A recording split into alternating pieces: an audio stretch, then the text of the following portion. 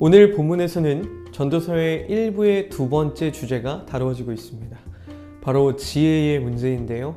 앞에서 사람이 부와 그로 인한 즐거움을 누리려고 하는 것이 다 헛된 일이다 라고 결론을 내렸던 전도자는 이어서 지혜에 대해서 다루기 시작합니다.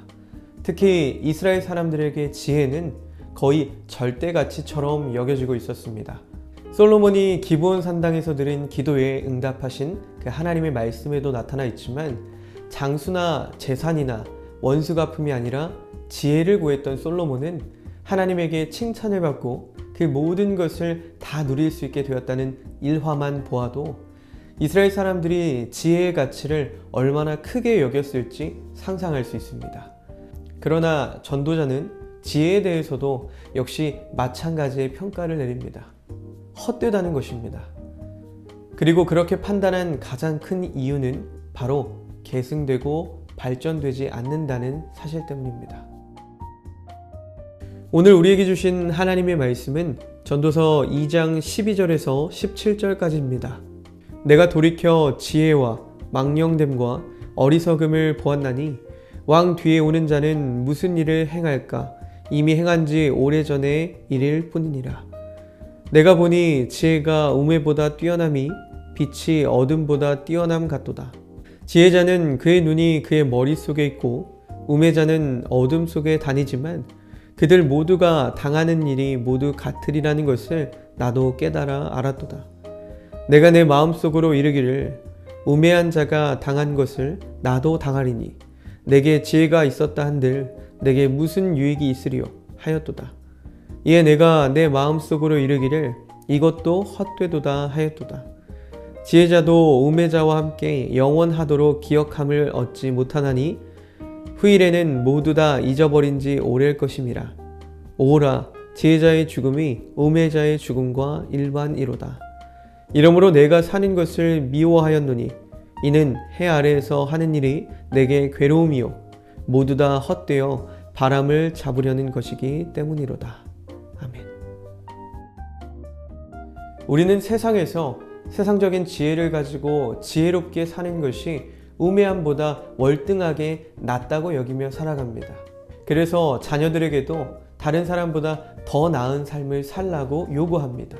그런데 솔로몬은 오늘 말씀에서 자신이 지혜를 조금 더 가지고 살아보았지만 그렇다고 해서 이전에 살았던 사람들과 크게 다르지 않았다는 것을 고백합니다. 그는 지혜로우냐 그렇지 않느냐의 차이점은 단지 빛과 어둠의 정도의 차이와 같다고 말합니다. 지혜롭다고 해서 인생이 겪어야 하는 일들이 그냥 지나가는 것은 아닙니다. 생로병사의 모든 죄로 인한 고통은 누구나 피해갈 수 없는 것이기 때문입니다.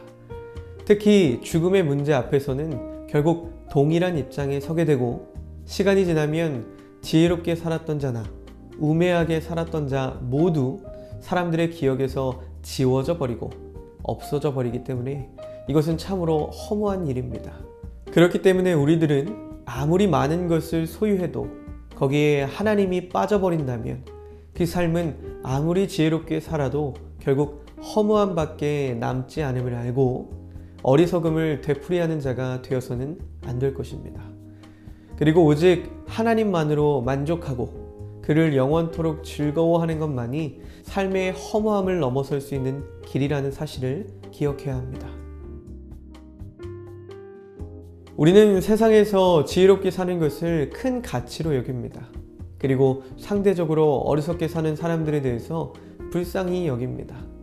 하지만 오늘 전도자는 오늘 말씀에서 자신이 남들이 부러워하는 지혜로운 삶을 살았지만 자신과 반대로 사는 어리석은 사람과 그 결국을 비교해 보니 그렇게 크게 다르지 않다는 것을 말하고 있습니다. 지혜로운 사람도 어리석은 사람과 결국 같은 운명의 삶을 살게 되기 때문에 허무하기는 마찬가지라고 말합니다. 죽음의 문제 앞에서는 그들은 동일한 입장에 서게 되고 그리고 시간이 지나면 지혜롭게 살았던 자나 우매하게 살았던 자가 함께 사람들의 기억 속에 지워져 버리고 없어져 버리기 때문에 이것은 참으로 허무한 일임을 알게 합니다. 진정한 지혜로운 삶은 이 땅의 것을 많이 얻기 위해서 추구하는 삶이 아닙니다. 그의 삶을 통해서 하나님께서 영광 받으시게 하며 천국을 소망하고 부르심의 상을 위해서 사는 삶인 것입니다. 사람이 또 하나 알 수 없는 것이 있는데 그것은 내가 다음 세대를 위해서 최선을 다해서 행하는 이 일을 맡아서 이어갈 다음 사람이 지혜로울지 아니면 우매할지 알 수 없습니다. 나은 결과를 얻기 위해서 평생을 바쳐 절제하면서 노력하지만 그 다음 그 일을 감당할 사람이 내가 세운 그 일을 다 망쳐버릴 수도 있기 때문에 이건 역시 허무한 일이 되고 맙니다. 솔로몬은 인간의 노력과 관계없이 그 결과를 결정하시는 분이 하나님이심을 깨닫게 되었습니다. 아무리 가지려고 애를 쓰면서 모아두어도 하나님께서는 그 재산들을 자기를 기쁘게 하는 자에게 나누어 주신다는 것을 알게 되었습니다. 결국 사람이 잘 되고 못 되는 것은 사람의 노력에 달려있는 것이 아니라 하나님의 손에 달려있음을 그는 깨닫게 된 것입니다. 그러므로 우리는 하나님께서 이 세상 모든 것의 주인이 되시고 주권이 그의 손에 있음을 바로 깨달아서 먼저 하나님께 기쁨이 되는 삶을 사는 것이 형통하는 길임을 알아야 할 것입니다. 먼저 그의 나라와 의를 구할 때 하나님께서 우리의 모든 필요한 것을 허락하십니다. 결단기도 함께 읽겠습니다. 사랑의 하나님, 하나님 없는 삶은 무의미함을 깨닫고 하나님을 온전히 섬기게 해주세요. 예수님의 이름으로 기도합니다. 아멘.